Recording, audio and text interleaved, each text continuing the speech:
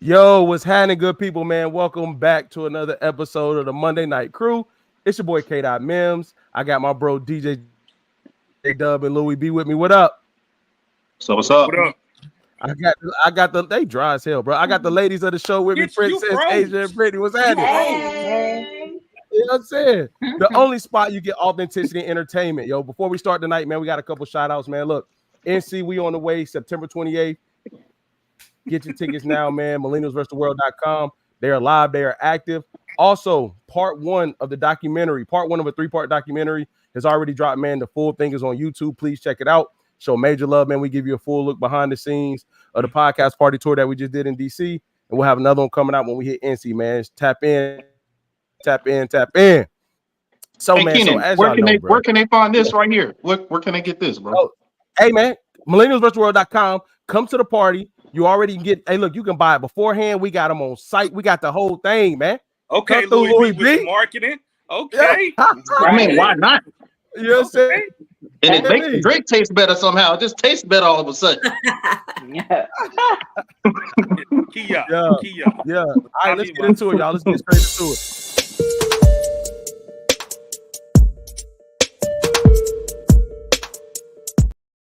All right, so I don't know if it's considered breaking the internet still, but Meg Thee Stallion dropped her new video, Mamushi. Yeah, everybody that's on TikTok and IG and everything, the dance have been crazy, the little star joint. I'm gonna kind of give my first reaction to it, bro, because I got a couple like. How does the dance go? I don't know. I knew you was gonna say something. Yeah. No, for real, just be yourself at this moment. Act like we not here. Hey, everybody look at Jay. Everybody look at Jay. Because y'all know his arm about to get the burn and hold that phone up for 2 hours. All right, bro. All right. Hey. Now that was aggressive. But okay. What is happening? So everybody look at Jay, right? Because when that phone start getting low, he starts sitting down. That's how you know that arm Hey, burn. that was good. I'm not gonna. Hey, Louis, come on, man. Hey, Louis, what we're not gonna do is laugh that hard. Brittany, come on. Hey, so everybody look at him now and then check about 30 minutes when we get to video reactions. He gonna be sitting down with it. Check me minute 35. Yeah, but nah, man. So Hey, video, like I thought it was a super dope visual. I think she crossed over. I'm gonna be honest. I don't really think the song for us. Like, I think the video was good. I think it was dope. I ain't gonna lie, her body is crazy. That's when she showed it. You know what I'm saying? I'm gonna leave that there. I do think that was a fake butt in the water. I'm just saying. But I don't know if that. I don't mean it. I don't mean it in as in she has a fake, but artists sometimes protect their actual bodies by not putting their real thing out there. Like I don't. That's just my opinion. I think it was a fake butt, not her butt being fake. But I don't think that song is necessarily for our culture. I think it was a crossover song. I ain't really into the song like that. I thought the video was cool. I thought the visual was dope. But other than that, man, that's where I'm at with it. What y'all think about it? Thank you for that analysis you gave us. Bro, I'm just gonna go back and look at it. The ass analysis he gave us. I think it's dope. I think it's a great marketing attempt to really bring more cultures into rap. I'm starting to see a lot of Asian-based or Asian-influenced hip-hop kind of coming up on my feed. You know what I'm saying? Like really catching the wave. A lot of Memphis stuff too. A lot of that Memphis stuff that's happening right now. You see a lot of that. But I think it's dope for what it is. I think it's just a pop record. I think it's just a big pop record. I don't like you said, I don't think it's for us. I think it's really to really catapult her into more of the pop side. Mm-hmm. I agree. I think the same thing. I think it's more so it wasn't targeted for us, but I mean it kind of goes with her thing. She's always big on anime. She's big on these type of things. So I think it fits who she is as a person, which is super dope. And I think she's living out who she is. And I think it's dope that she's bringing in other cultures. And obviously from a financial standpoint, like you said, it's neat. It's brilliant. Mm-hmm. Mm-hmm. What's up with her and Snakes? I think that's just the thing for this whole album. Oh, just having it doesn't mean anything because she does it a lot in different ways. Like The first one was kind of like I feel like she was calling other snakes, and then this one she's kind of a serpent, like preying on people X, Y, and Z. When you say the theme, is there something behind the meaning of a snake, or she just going that thing for the album? Because I know you be tapped in with Meg Princess when you say that. I honestly don't know. I just think that maybe like for the first song, the Cobra song, I think it was about people being snakes. It may be about like a snake shedding its skin. She's kind of turning a new leaf in a new era within her life. So I think it has multiple meanings to her at this point. But I don't know if this whole snake thing is going to continue. I hope it doesn't. I think that the visuals have been amazing. Like Meg makes great videos, so the visuals have been amazing. But I hope like the next album, whatever, will be something new. Yeah, I'm not with the snake jump. I think it was smart that she always does it. She has a dance to go with everything she does, because TikTok really runs music right now. Oh, absolutely. But Asia, Brittany, what do y'all think of the video when y'all saw it? Yeah, I agree with Princess. Like, I think the visuals are amazing. Kenan, I've never heard of anybody stunt doubling their behind before.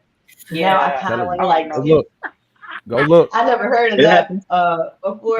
Yeah, I genuinely did not know that. So I'm actually now I have to go back and like actually like really like look at that part. But I think it's cool. I think that she's in her era of just having fun with her music. I think when a lot of stuff was going on, there were so many people that had, an opinion about it, that were wanting her to put out particular songs and all that kind of stuff. And I do feel like now she's like, I'm gonna do what I want to do. I'm having fun. I'm getting my bag. And the people that get it, get it. The people that don't, you're still gonna see it on TikTok, on all these things. And so I like it. Like, I think it's just like a vibey song. Like, it's a vibe. And I do think it gives space for, because when you say it's not for us, I've actually seen a lot of Black people that love anime saying like, "Thank you, Meg. Like, we feel seen." So to shout out to them. That's dope. What about you, Brittany? What's your thoughts on it?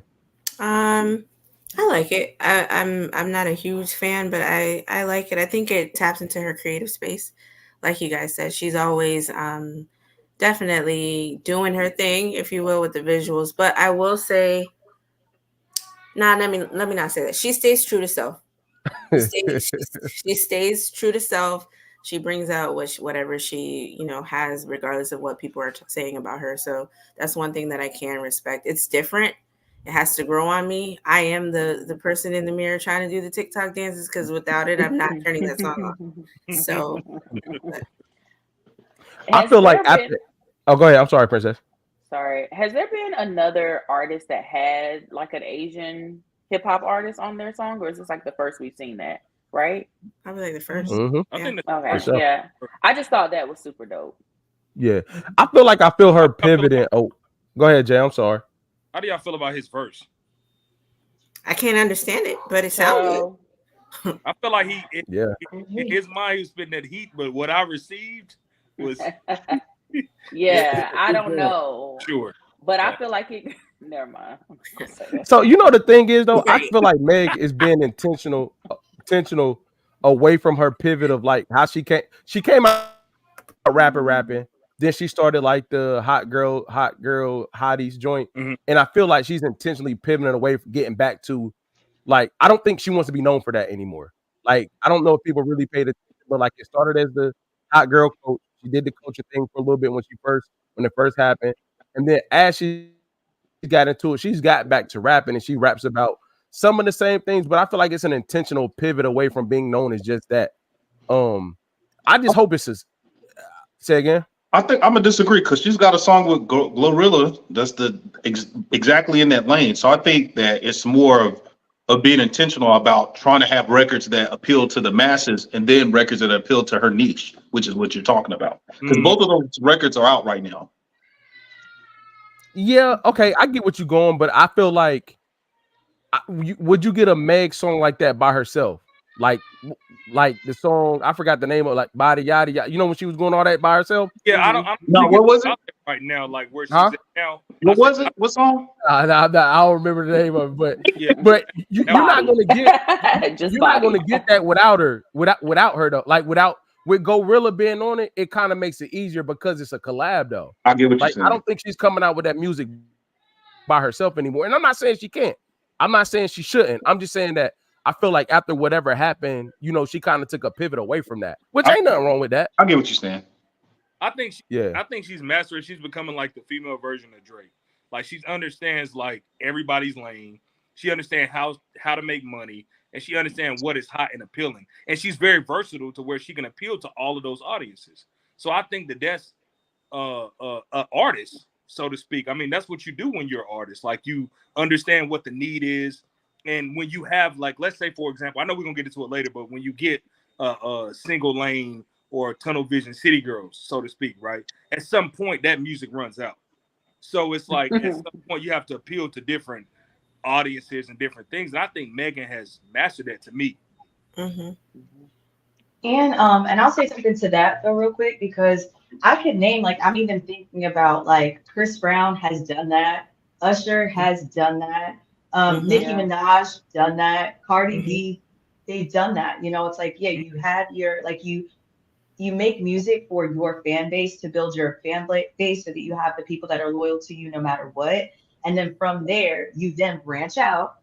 And then once you do that for a little bit, and then you come back to whatever version of yourself that you want to be.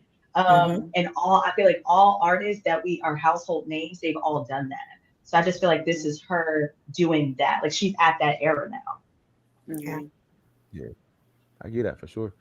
And I think Torn, the last thing I say, I think her tour is a big sign of her being able to do that. Like she has some really good ticket sales on her tour. So that's always a direct like evaluation of how things are going. Anything left on Meg Thee Stallion? All right, so it was a really big interview this week, man. I hope others got to check it out. So it's usually called Caresha Please, but now she said Caresha Speaks. Young Miami had an interview. She sat down with her best friend Saucy Santana, and they kind of rapped about her absence and what she's been going through, X, Y, and Z. I'll say this. I like the fact, I'm gonna start with this. I like the fact that she had her best friend interview her. Like, I think that was super, super dope because that's probably the safest space. Like, he really already know everything, but he can kind of poke her where he needs and pull back where he needs. I disagree. I shouldn't say disagreed. There was a lot of confusing points to me. Let me say this. I'm not trying to say that's not her experience. I'm not trying to say it's not her truth. When she came out and spoke about Diddy, her relationship with him, her and JT not being together no more, the City Girls breaking up. She's also talked about, feeling alone and no one being there for her. My question to you all is, did she have that energy before all this Diddy stuff came out? Which would have what energy? What you mean? What energy? So I'll say this. I'm not saying her truth wasn't what it is. There was things that Young Miami was saying online. So in the interview, she talked about how she met a Hill version of Diddy. She didn't meet the Diddy that everybody else met. She talked about how he was over it, he was kind, he was this, that, and the third. But there was moments when they were together, and she would tweet things about people and him that kind of gave the inkling that she kind of knew what type of bag he can get into. Are you talking about So like when what she said the baby mama about he'll yes. make you get on your knees? Yes. Okay. Jesus. So you say stuff like that, and then you go say like, "Oh, well, I didn't know this person," and I'm not saying she lying, but like, am I tripping? And no, I don't think so. To back up what you were saying about having Saucy be the person to interview, that's the quote unquote safe space, but also to safeguard her. So I don't think there was a lot of authenticity in the beginning. So when those questions were being asked, those were opportunities for her to say things that they quote unquote rehearsed, or he would give her the eye like, hold on, you're doing too much type thing. And I don't think that made it like a value. I don't know the word I'm looking for. But in terms of being authentic, like we couldn't see the real her until the end. Like when she started crying and maybe say, like they both started loosening up, and then they sat back and they were kind of like in their vibe. Even their accent came a little bit harder. They felt like they were at home, and that's when I felt like she was spitting facts. So to your point, Keenan, I don't know how to take it, because she had somebody that was there that knew her, that kind of knew, hold on, at the beginning, pull back, don't say too much, right? Say this, say that. We don't know what they talked about. But like he could read into her, versus if you had a stranger or somebody else, they would ask the question straight up and push and push and push until she got it out. So I mean, I don't really know what to take from the interview. I can only hope that she was telling the truth. And she was crying in the first 5 seconds. So let's just put that out there. It wasn't even at the end. She cried like literally immediately. I agree with you, Brett. I think honestly somebody like Jason Lee should have interviewed her, because I feel like it would have gotten messy. I'm not saying that it wouldn't have got messy, but Jason Lee wouldn't have been afraid to ask the question. Right. And I definitely feel like with Saucy being her best friend, he was definitely protecting her. I mean, as he should. But if you're going to call it Caresha Speaks, I just do not feel like Saucy should have been the one interviewing her. Also, I just feel like with the interview, if she's saying that's her truth, that's her truth. Whatever, okay? We can't fight her on that. The only thing that I would have loved to hear her say, I wanted to hear her speak up regardless about that she doesn't stand for domestic violence and what she has seen. Because that video that went viral, like that's not a hearsay. Like we literally saw it. So I would have loved for her to say that was not my experience.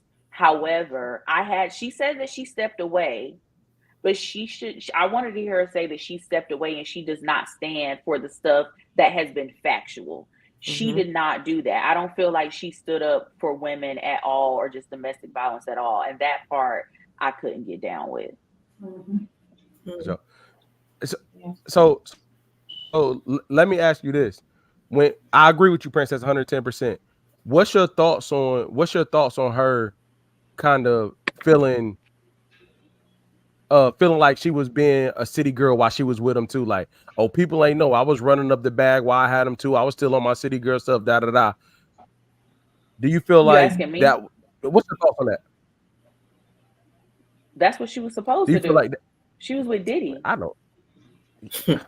What did you want her to do with Diddy? I don't think it was that, bro. But go ahead. Wasn't she getting on violence? No, but I'm saying, like, just like she said when she was speaking, people can talk about her, but she really did get in her bag while she was with him. She benefited off of that. She did have a successful podcast, which obviously it must be coming back for season 2. She did have the Caresha Please game. She did start, with her apparel and stuff like that. Like, she was doing stuff other than music. And all of that started from her dating Diddy. She even talked about him like helping her with her business and having a business mindset. So she capitalized for sure off of Diddy, as she should have, because at the end of the day, Diddy is a businessman. And he also has money. So she did what she needed to do. I support it. I just feel like you won't know if you capitalized until now. Like, you could have made that come up real quick, but you got to sustain it if you capitalize for it. That's my opinion. Like, she did come up, don't get me wrong, but like, hopefully she learned things to keep it going versus just coming up because she was beside him, is what I'm saying. Oh yeah, I mean, but time will tell. JT's still doing rap, but she doesn't. I mean, if that's not where she wants to go, or she's not going to be as successful in that lane, she can definitely still stay in her bag and just use everything that she's learned so far. I think it's too early to tell, though, because I feel like this period right now, she's been going through a lot. And obviously she's coming back with the second season. She says she's launching her new game with the second, like, Caresha, like Risha Roulette, like part 2 or whatever. So I feel like she's going to keep it going, but she had to take a period where she was just kind of off the grid a little bit, which I can respect that considering everything that's come out. Right. So, Asia, Jay, Lewis. Yep. I just, I mean, I feel the same way, right? I do think that to what you just said, Keenan, I think that she had to, like Princess just said, she had to take that time, right? But even the fact that we're sitting here talking about that interview, had watched that interview, no matter how we felt about it, right? She's still now being talked about, right, and discussed on her podcast. That she literally started by saying it was rebranded, basically, right? And so I think now she's able to do that because we wouldn't have even been able to see any part of, I'll say, the fruit of her, doing what she needs to do in that time because nobody would have been paying attention to it. There was literally way too much going on. And now she might feel like, okay, the smoke is clear a little bit. Now we can actually talk in some capacity about this, which is why I think she was still like tiptoeing around certain things because she does not want it to impact her future business decisions or future business things that she already has lined up. I think this is just so that it can be like, because her fans are going to say, see, she did speak about it. See, she did talk about it. So now there's going to be this discord about the quality of what happened. The way that I feel about Saucy interviewing her, yeah, like Britt said, he was protecting, his friend. And I think that there were certain things she was not ready to talk about. And I think there's still some things that Shorty needs to process that in therapy. And so I think that there are some things that we're not going to know because she's not ready to talk openly about it because anything that she says is going to be critiqued. It's going to be put under a microscope. It's going to be all the things. I don't think she's ready to handle those types of things if she hasn't even processed it herself for real. But to Princess's point, when she said, I couldn't speak on anything that wasn't my experience, I almost turned the whole thing off. Because as a woman, as a human, as like, you know what I'm saying? Like for me, it was super insensitive. Because no matter if that was your lived experience, it was someone's lived experience. And it was someone's lived experience with a man that you were with. Mm-hmm. Like, she should have said something more about that. Mm-hmm. Yeah, for sure. And I'll say this too. This is just my opinion. I'm not just trolling. I think she pivoted away from rap because if y'all watch them from the beginning, JT used to write a lot of both of their music. You know what I'm saying? Like JT was the writer for both of them. And I think she intentionally pivoted away from music. So I don't know if she wanted to do that over and over and over and over because that wasn't naturally a talent of hers. I'm worried about from a music perspective if Young Miami will be able to survive on her own.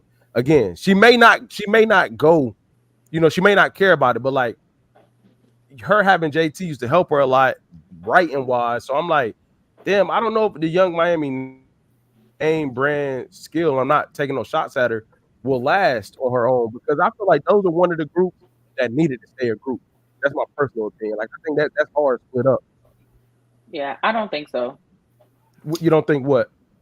I don't think she's gonna last as far as rap is concerned, but she's also been open about that as well. Like she was very much so like the rapping was JT's thing. They were just like best friends, and JT kind of brought that, brought them together or whatever. But she's been vocal about like rapping. It was never like her thing. It was always JT.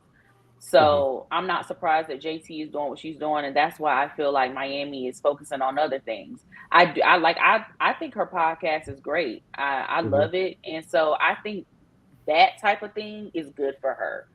The music, people may still invite her to do features and stuff like that, but for her to like be focusing on putting out a full project, maybe she will in the future. But outside of maybe one more solo project or something like that for her, I don't foresee her continuously putting out albums solo. For sure. Lewis and Jay, y'all got anything on the Caresha Speaks interview? I don't feel like I have a place to speak on it, bro. To be honest with you, as a man, like I can't really speak on that. So I'm gonna leave it to the ladies' comments tonight. What? Yeah. Found Jesus. I just can't connect to any of it. The one thing, well, let me not say that. I'm with Lewis. I'm not for real. I really can't connect to it, right? Like I've never been in a position where I had to get with someone to level myself up. to where that their decisions influenced or impacted something that I'm doing. I just couldn't connect to it. I mean, seriously, bro, I couldn't connect to it. Jay, anything on that? Well, first of all, I understand what Lewis was saying completely. A few things. You said something, Keenan, and I think Asia kind of alluded to it a little bit, but I want to piggyback off of it. So you said earlier, like, I don't know if she can sustain it. I'm not sure. Basically like what she was doing, right? So how I look at things is this. Based off of that interview, she had 2.5 million views in like a day or two. So let's just start with that. Then she introduced another game that she has coming out, which is a part 2 of the game she had. Then she introduced that she has a reality TV show coming out. Then she introduced that so I understand what you're saying.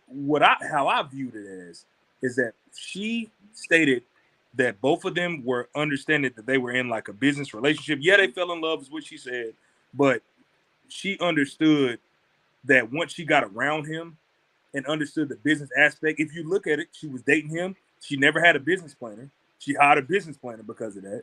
So I think she benefited a lot of different things business-wise. Now, if you talk about the rapping, I agree with that. I think she's going to shy away from that 100%. But I think based off what you were saying earlier, as far as like, you don't know if it's sustainable, I don't know if it is or not. But based off what she acquired from that situation, I think that was a win-win for both of them, in my personal opinion. Second of all, Asia, you were right. For you to sit here and say, yeah, that wasn't my experience, but you seeing motherfuckers running people down the hallway, tearing their ass up, like at some and point, what context are you? What context are you speaking in at that last statement? Yeah, bro, you gotta clear that. You gotta clean that up a little bit okay, because of the running video. down the hallway, stomping them out. Is that the context? Yeah, man. Okay, being abusive towards a woman, domestic violence, and those type of things. Yes, you may have not experienced that, but like you said, you cannot sit here and just throw away the experiences that these women have had, right? And I think that should have been talked about more. To add to Princess's point, I think Jason Lee would have been a great host. Yeah, I do agree with that. Would have been left he's so very quick, messy. boy. He's very, very messy. He's gonna get to the point. Oh, but he is, but he also be asking the real questions though. He does. Right. I think that's why I think he there's would a have thin been perfect. line. I think there's a thin line between asking real questions and now I'm not saying Jason Lee is not messy, but I think people don't like the fact that he asked the real questions. Like he does, but I think it wasn't about the questions at this point. I think this episode specifically was about number one. I think she only brought Saucy Santana on there because that was a person that she felt like went through the wave with her, and she wanted to give him a platform and give him a little bit of light. My personal opinion. It could have been anybody else, but I felt like she felt like, hey, I owed you this because when I was in a dark place, I didn't have anything. You were there. So let me give you this platform to get your, whatever ratings, whatever it is. That's my personal opinion. I got you. Yeah, I go ahead, Princess. No, y'all want to know who I really wish would have interviewed her? Who? Shannon Sharp. Wendy Williams. She Mm. would Hey, I have ain't lit gonna that ass up. For real? She would have. She would have Hey, lit I'm gonna that be honest. ass up. Hey, Wendy would Because have I lit really her up. rock with what Lewis said, I'm standing back on a lot of like so me and Jay had the conversation earlier. I want to ask y'all remember the part where she was like, she was speaking about like nobody checked on me, it was so hard, this, that, and the third. Mm-hmm. What's y'all thoughts on your close friends or friends or whatever checking on you, like making yourself available to be checked on versus should people know when to check on you? And we're talking about her, but I'm asking in a general. Does that make sense? What I'm asking? Mm-hmm. Like, what's y'all thoughts on that balance? Like, you hear people say, like, nobody checked on me, it was hard, like nobody called. Like, that gets so tricky to me. And I'm not saying it again, whatever. But like, nobody called. But it's like, well, I can add to that real quick, not to people cut you off. go ahead. I can add to that. So it is a tricky slope because you can say when you've been friends with somebody, brothers, at this point, y'all know Monday Night Crew, we locked in. So when we feel like that somebody is not being themselves or somebody is not, just whatever the case may be, we all may show slight concern, right? So if you have a friend that's you've been friends with them for 11, 12 years, and yeah, they not talking as much. Maybe y'all haven't talked in about 3, 4 weeks. You're gonna have some type of concern. Maybe it's a short text. Hey, everything okay? You know. Flip side, you can't expect somebody to call you when you're not saying shit. You can't expect them to read your mind and know what you're going through when you're not putting it out there. I agree with that, yo. I'm sorry, I agree with that. Like I have a hard time with people acting like they can't. If people are your friends and family, besides domestic violence, I get how crazy that. I get if you are in something that you know the person that you got to talk about may never recover from it. I get why that gets tricky. But like other than that, if you're going through something individual, like bro, you gotta open your mouth, dog. I hear that, right? Like I'm like I hear that, but I kind of feel like there's certain things that are also circumstantial, right? I'm literally gonna give just a couple of examples. Okay. Real life, Brittany, she's pregnant, right? Mm-hmm. She didn't have to say she was having a good day, bad day, or not. Because I know that she's pregnant, I'm checking on my friend. She doesn't have to then say, oh, it's been a hard pregnancy. I'm checking on my friend. If I know that someone, let's say, is like even with Caresha, like just knowing, like if I'm her friend, if I just see that she's in the news or I'm reading the comments, she doesn't have to come and tell me it's been hard. I can't believe it. I'm checking on my friend. Circumstances is telling me this is something. It's a circumstantial thing. I'm checking on my friend. But Somebody, one of my friends, I'm checking on. Yeah, I don't disagree. But you just proved my point. When Brittany said she's pregnant, that opened the door for us to check on her. She spoke up and like we don't have to get into good days, bad days. But I'm sure everybody up here, some point out, say, "Hey, how you feeling? How's everything going?" Because we knew. That's like if she didn't tell us, and then came out and was like, "Dang, ain't nobody checking on me." I felt so alone. She told us up front, so then we knew to check. Yeah, so but I don't disagree with you, but the point is, she said it up front, so we're able to check on her because she told us that she was. But I think that goes the same for Miami, though. Because to Asia's point, what she was just saying, like, this is public. Like, we clearly knew with this whole Diddy and Young Miami thing, and then we see what's going on in the media. So, like, anyone who's close to her should be checking on her just to make sure that she's okay. Okay. And even without everything that's going on, and maybe it's a different type of people define friendships differently, but I just feel like naturally true friends check in. They check in, they check up on their, just shoot them a text, yo, you good? Just thought about you today. If somebody didn't do that or would have done that to her, I feel like she would have had a different opinion about things. How much responsibility does that friend have to tell the truth when I ask, are you good? I mean, yeah, okay, I get it. Okay. I feel go ahead. But again, your friend, like that's what I'm saying. Your friends, like whether you tell me or not, like I can sit up here. Sometimes you need to reevaluate friendships, because if I can sit here and stare, if my best friend is doing something or she doesn't have to say anything to me, nah, you're not good. You're lying to me. Or I can tone a voice. Or you change, you switch up, and any little thing, if you've been down with somebody for X amount of years, I'm sure that you can pick up on certain things to check in regularly, because that was off a little bit. It's like your partner in a relationship. I don't disagree with you. We got to comment really quickly. Okay. MJ Builder, it really depends on the situation. Tell us what type of situation you feel like it's okay for somebody to come in, or for somebody to. When is it okay for the friend just to come in without any common knowledge, or do you feel like people need to put it out there in order to say something to them? But Brittany, I don't disagree.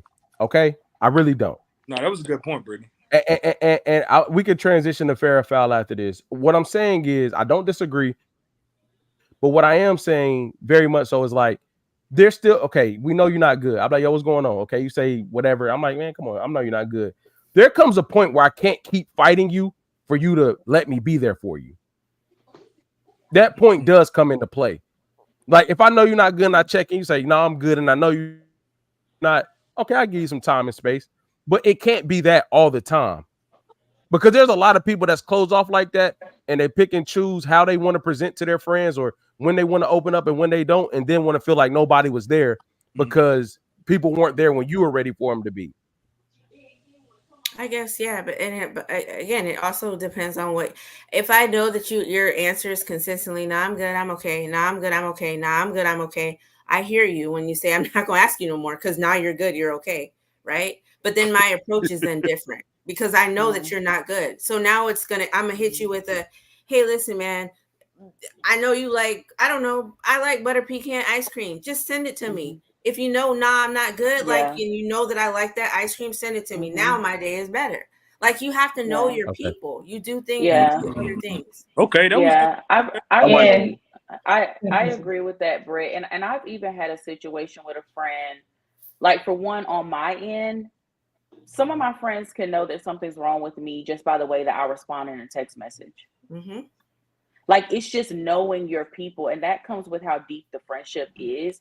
But like, one of my best friends, like if she's sending me stuff and I'm just like doing the little quick emojis and there's nothing additional to that, and I'm just giving you the bare minimum of a response, and that's not how I typically communicate, there's only but so long that she's gonna allow that to happen until she be like, "Are you good?" Yeah. And that's up to me to be like, "Yes, I'm good," or "I'm not good," or maybe "I'm not good, but I just don't want to talk about it right now." And then she comes back and say, like, "Well, if you need me, I'm here," or whatever. Same thing. Had another situation with a friend, like for her birthday. She's normally excited about celebrating her birthday. For the past like 2 years, I noticed that she wanted to isolate for her birthday. Those are signs. And so For as a sure. friend, instead of just being like, "Oh, whatever," and just like totally overlooking it, I told her if she just wanted to be in the dark that day, I would go to her house and be in the dark with her, because that's a friend and that's showing up for people. And she can't say, even though I wanted to spend my birthday alone, that she didn't have somebody that was concerned about her, because I had to read between the lines. Man, y'all are way better friends than guys. Yeah, that was good. Hey, Lewis, That's- I'm gonna push back on that. I don't disagree with anything y'all are saying. Hey, But the Lewis, point I want to go back to once you something get that, you I'm said good, really. Lewis. That's it.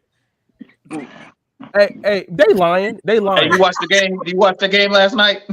Hey, they lying though. That's what I'm saying. They lying, bro. They Hey, lying. Both of them lying. if y'all ever watched Insecure, it was when Lawrence was at the bar with his homeboys. I don't know if you remember, it was a scene where he was at the bar with his homeboys and he was still going through that thing with Issa, and he was like, and his friend said, "Hey, everything cool?" And he was trying to be vulnerable, but he didn't feel comfortable enough to do it right in that setting. And he just shut it down. I feel like as men, we probably suppress our true emotions because a lot of spaces aren't safe to have these type of conversations. If we were in a room, in a dark room, and my friends were to come, sometimes that would be presented as weak. You know what I mean? So I think you don't really get that much from us in those situations. We're probably not vulnerable enough for our friends to know to send somebody some ice cream. I mean, how I look sending Keenan ice cream, that make me. I mean, I keep. Nah, You know what I'm saying? I hear you, Lewis. I hear you. I'm not sending him no ice cream. It's different for men. don't Maybe not disagree. send us some ice cream, but like be like, "Hey man, let's go meet up at the bar," or like something. Get them out But the house. listen, Like, you can make an effort. but I'm calling they bluff. All of us get on the phone about, "Yo, what's happening?" And Who we the hell is talk. they? What you mean? You said call Jay. it bluff. Who bluff? I never I can't disagree. deal I with never No, disagree they with what bored. you were saying. They bored, man. So what I'm saying is like I don't disagree with y'all. But what I am saying is like, if we want to generalize it, okay, cool. Most dudes don't move like that, right? My only argument back, and then I'm truly gonna be quiet. My only argument back is that I wouldn't consider those people friends that stop at that. Like, you get what I'm saying? Like, even the people I talk to, I don't use friend lightly, right? Like, I'm not gonna send ice cream and all that stuff. You know what I'm saying? I don't live close enough to them to drive down while they're in the dark. But I will honestly say, any person I call my friend, we don't have that roadblock. They will even say, like, "Yeah, I'm not ready to talk about that type of thing out loud yet, bro, but we straight." Cool. And I give it space. But I think it's just dangerous when, like, I guess this is my point, and I'm really passionate about this. when I call you my friend or my brother, you can go through something. You can have a wall up. I'm fine with that. That happens in life. However, there is a moment where we gotta have that vulnerability that Lewis is talking about, and that true brotherhood where I can say anything to you. You know what I'm saying? Like there's only certain dudes. There's only certain dudes I would ever cry in front of. I don't even know how many of my friends have seen me cry. My wife has, but like I don't second guess it if I call you my friend. Mm-hmm. If I don't, you ain't gonna have to never worry about that on no day. Ever. That's true. So I guess when you say friend, I'm like, damn, if we're friends, I'm not fighting that wall. Like you can even say, no, I'm not okay, but I don't want to talk about it. Cool. I'm not gonna press you. I don't know. So we got a comment. But another example, real friends just know how to check in with their people, because when you have a connection with someone, you know, I'm gonna say what? You just You know. know You when- just know. You missed the word. You just know when something's up.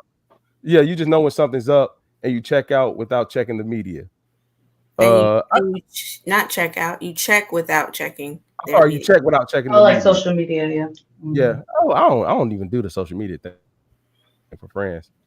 No. All right, so that was an impromptu conversation about friendship. I think it was really healthy. Let's transition to fair or foul.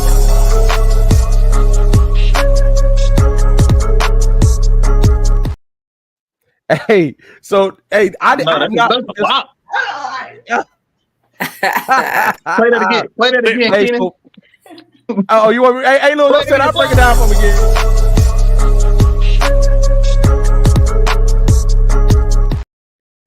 I'll break it down. That was lit, man. All right. So this one I have not put up. Y'all know lately the fair fouls create a really good conversation. If you don't follow us on social media, it's at Millennials vs. the World _podcast.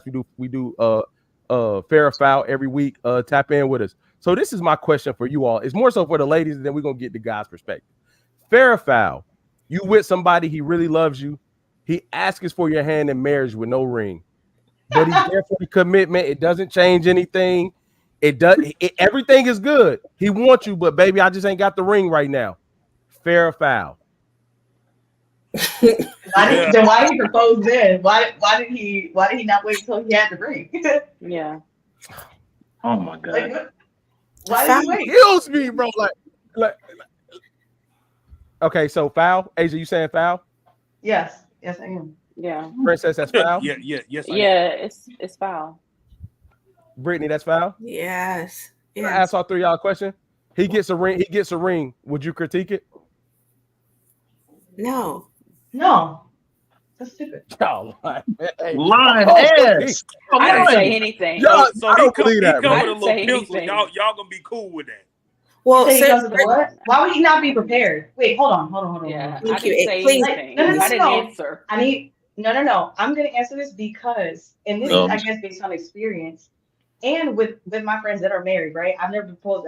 I don't know, but well, whatever. What I'm saying is, I have not heard, I guess, that the male does not know what type of ring his lady would want, like his lady, like that. And this is, one of my friends had a full committee and legit was just like, y'all, I don't know about rings. I don't know about none of that stuff.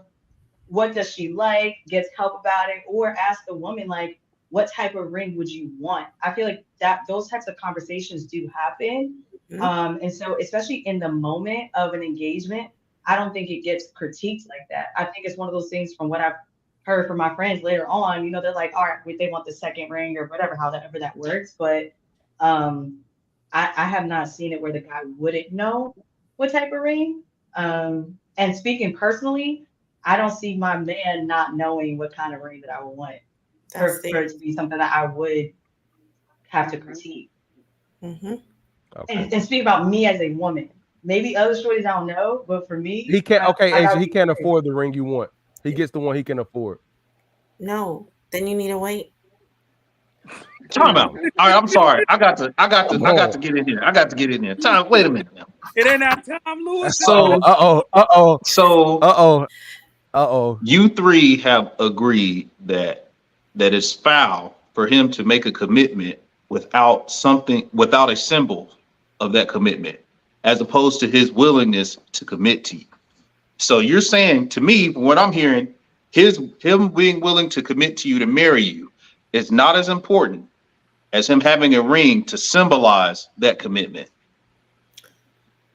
I wouldn't say that there's lack of importance, Lewis. I would just say that you can commit to somebody, but the ring symbolizes the commitment. So without it, your words are just like any other words. Check yes or no if you'd like to be my boyfriend. Like, it's yes, you're saying I'm going to marry you, or I would like to marry you, or let's take our relationship to the next level. The ring secures the bag. Like the ring lets me So what know. do my actions? Not an What do my engagement actions do then? Your actions prove it all too. I'm not discrediting that at all. But what I'm saying is, in order for so to take it, it's a symbolism. It symbolizes the next step. It comes with it, right? Like, so when you put a ring on my finger, like that's lock and key. The only other thing is to do our vows before God. So I feel like And sign papers. and sign papers. Yeah. You forget the papers. That's But the only thing that makes it official, by the way, is the paperwork. You're absolutely right. It bounds us together, right? Them legal documents. However, the ring symbolizes, however it came about in society, what marriage is and what engagement is. If not, like to me, and I'm not discrediting those words, that commitment, the action you put into that. But what I'm saying is that if you hand me a ring with the engagement and the words, then I can it's a reassurance that this is really going to happen. So what does he get? Point, hold on. Can I ask y'all something like, for the guys that are like married, right? Would y'all like tomorrow just like not have any more wedding bands like at all? Like you would go to the ceremony, say your vows, say all the things, plan the wedding with no ring, like you or your wife. So can I ask you a question? While we're engaged, what symbol do I have of your commitment to me? That's what I was about to ask, Kenny. So can I wait? Hold on. And let me just say something to this, because I have actually been talking about this for a while. One of my homegirls, she got her fiance, like this super nice watch, like really expensive watch, right? Okay. I have another friend that she got her man. It was like somewhat of basketball, something, whatever. But it was something that was super meaningful to him, right? And so I will agree and say I actually am an advocate for having the male engagement gifts, only because it really hasn't happened. I didn't even know it was a thing, but I have two homegirls that have done that. But that's not traditional. Like, so if you don't know, you don't know, right? So to that point, yeah. And I just feel like the whole commitment thing, like someone can say, I want to marry you. I want you to be my wife. Like they can say that while we are in a relationship and dating. But it doesn't become official. Like, yeah, you can tell me all day you want me to be your wife, but it really does not solidify it until you come and get down on one knee with that ring. That's just how it works. No, it don't. So it don't work that way. It does work that way. Are you living in here? Yeah, I am. Wait a minute. It don't work that way. Can I ask y'all something, like as guys? Can I ask y'all something? Is the ring, like for you all as men, right? Is the ring, and I'm not saying this like for a specific answer, but is the ring not like a part of the engagement for y'all? Like being able to say like, I worked hard to get this ring for my person. Like, is that not like a part of your pride? Like where you take pride in putting that ring on her finger to make that commitment? Like, is that not a part of? You ain't convincing me. For the purposes of this conversation, I'm not trying to. I'm really. I will say that. Yeah, I'm gonna say no. I don't know what that. No. I say yeah, Asia, it does. But yes, to answer your question, yes. But my thing about that is the point I'm trying to make is like what y'all are saying is he's committed all those things. He knows the type of ring you want. He can't afford it. So y'all rather wait longer to get married till he can afford something that you want instead of going to go get married? I think that there are levels to that. Okay, like talk to me. My dream ring, like if we're talking about 8 carats, not, you know what I'm saying, like that's unrealistic. But I feel like a realistic ring that I feel like is realistic for me, yes, I would like to wait on that. Like, no, I don't want to walk around with, no, I don't.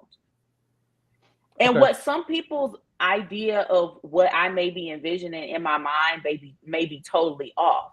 But sometimes I feel like people just give you whatever because it's like, oh, this is what I can afford now. I just feel like we can wait a little longer. What do you Personally, envision but I as your feel husband? So what's more important, the husband or the ring? Because you laid that ring out, but do you spend what's more valuable to you? Because I could give you something of monetary value that could satisfy this idea that you're looking to execute. But if I give you me, which is ultimately the prize, which is ultimately going to last longer. I bought 3. Now I'm on my 3rd engagement ring, right? But I'm truly what the commitment is. So I think that.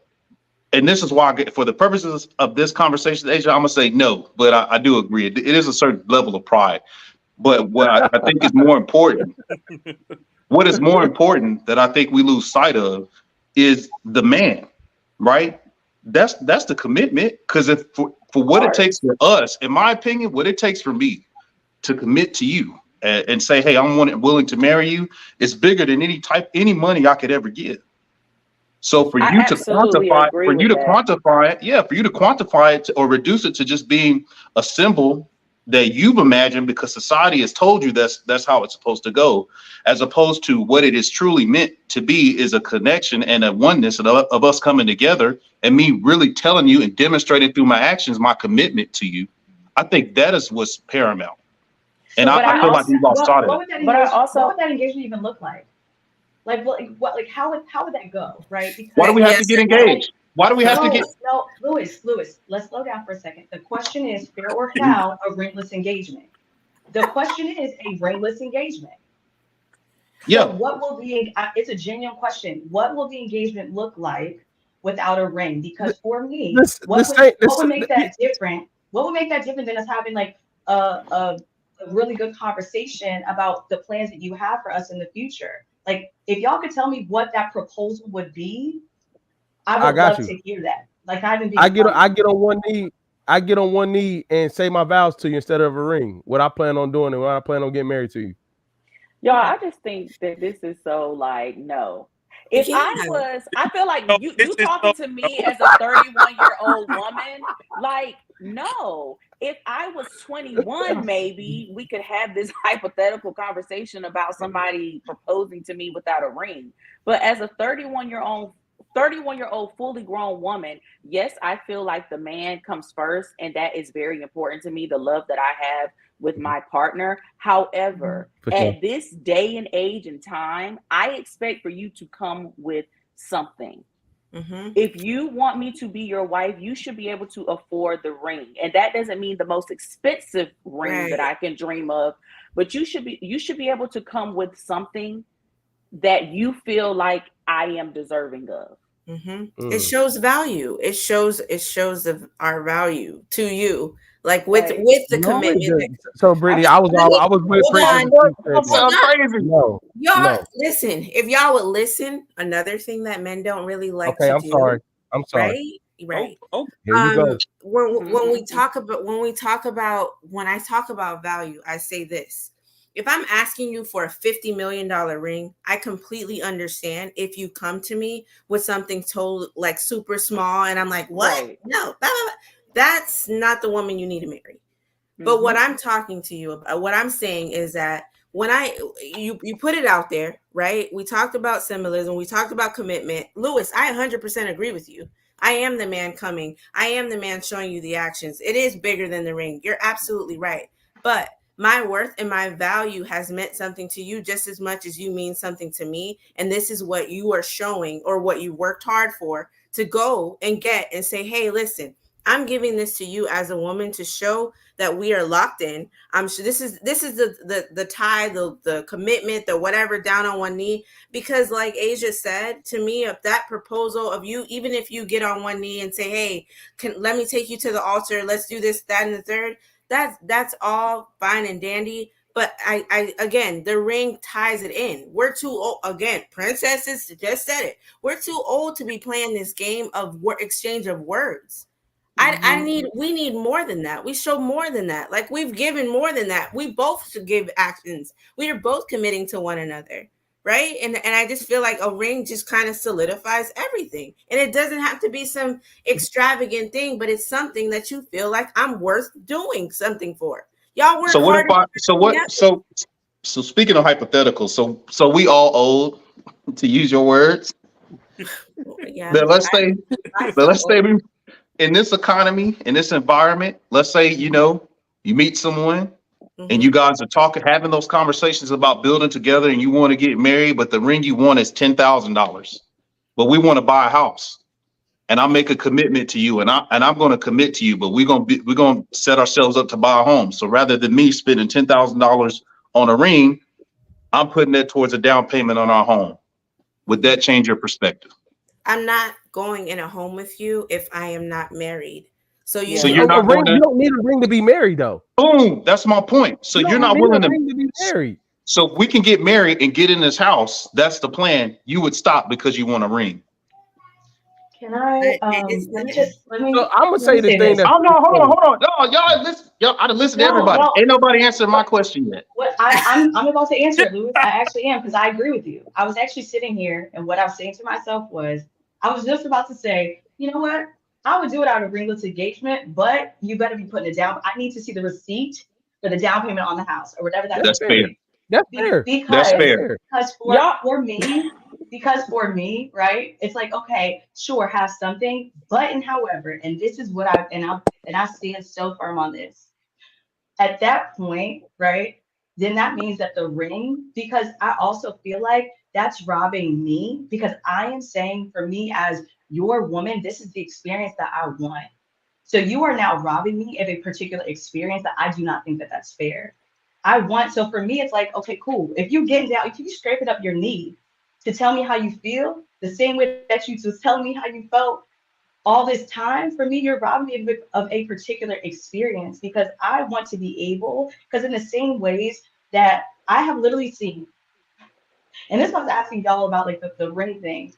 Anytime one of my homegirls gets proposed to, the first thing I ask, girl, let me see the ring and how did he do it? How did he propose?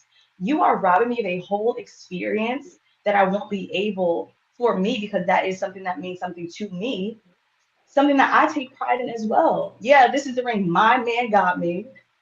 This is I don't exactly disagree how with he that. do it. I get where you're going, Asia. I get It's where the you're same way going. if I he get had a that. corny proposal. Even if he said like, we've been rocking out for a while, let's get married. I'm looking at you crazy. That's a whack proposal to me. You know what I'm saying? Like Yo, I really you're I'm robbing trying me of a because I know particular Lewis get experience. That's how I feel because about it's it. Lewis and Princess topic night, and I know he gets sensitive about time. I'm trying to be quiet, bro. I'm telling you, Hey, Louis, why you throw you up under the bus? hey, I don't Asia, care. I like this topic. I'm not I going just for it. think, I Go just ahead, think Prince. that Hey, Louis said, I don't think a lot of men are not giving a ring but saving up for a house. So I get that scenario, Lewis, but I feel like the likelihood of that in this day and age is pretty slim. But hey, Princess, I'm sorry to cut you off. Let me backtrack. I think the older we get, people are more likely to think like that than they are when Yep, we're young. I agree. I think the older you Because the get, the people, more you thinking about the investment of getting a home, starting a life together than you are of a ring. Now, I'm not gonna lie. When Asia broke it down to like you're robbing me of an experience, I'm like, damn, okay, that's nice wording to make somebody go do it. That was good, Asia. I give you that. No, I do think that there That are a was lot good. of people who are buying homes together with boyfriends, but they're 100%. not like buying a home together with their boyfriend and then going and get married without a ring. Like they may buy the home first, and if that's what you choose to do, then that's what you choose to do. But okay, maybe they're in that home and then they wait a couple of years and then he proposes and then they get married. But people aren't just out here buying homes with their boyfriends and then going to the courthouse and just exchanging, I don't know, blood or something and like doing some type of secret swearing to be together forever. Yeah. Like, no, like people are still wanting the ring. So either way, Okay. it's not going to be ringless. Okay. I'm not gonna lie. Okay. I see you. We got. I don't even want. Y'all asking me if I want a Y'all are freaking wild, ring yo. pop at the age No. of 31. I feel so No. disrespected by this question. I actually do. And I'm saying this and no disrespect to y'all that are married, but like y'all, like as a single woman, this is a crazy question for y'all to have such a strong opinion about when y'all have wedding rings on your finger. And I'm gonna say it just like that. hey, Yeah, because you know Asia, what? I'm gonna Asia, tell you. I'm gonna say no. I feel called out right now. So I feel like You my are very perspective. bad. I feel like 12 years. You know it. So right, how I that's right. feel. How I feel. But he has a wedding ring, not an engagement But ring. hold on, He has a hold on, wedding ring. brother. I got it. So Yeah, he All got right. it. my perspective comes from being married. My perspective good. comes from being married because that experience is great. But what's greater is the 12 years or X amount of years that we're going to be married. What's more important to both of us is not just that symbol of a wedding ring. It's the life that we built, our children, the legacy, the man and woman that's connected.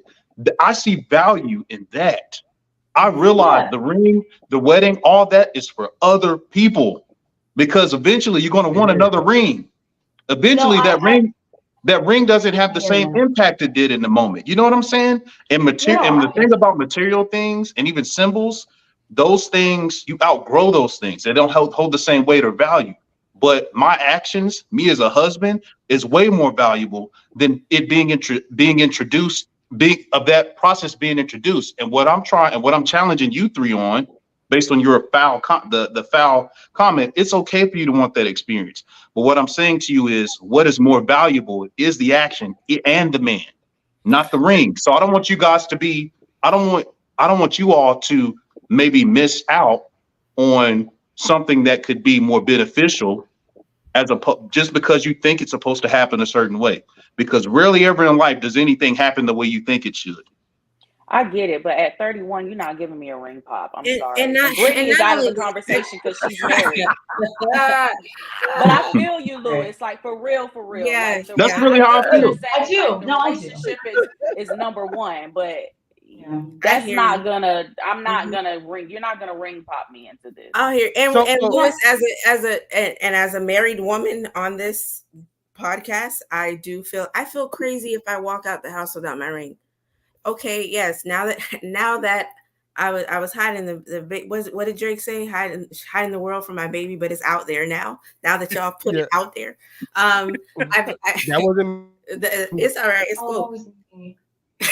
So look at Asia being the friend. Okay, accountability on this Monday. I had to take my ring off because of weight gain, whatever. I instantly went and got something to put on my finger because I felt crazy without it.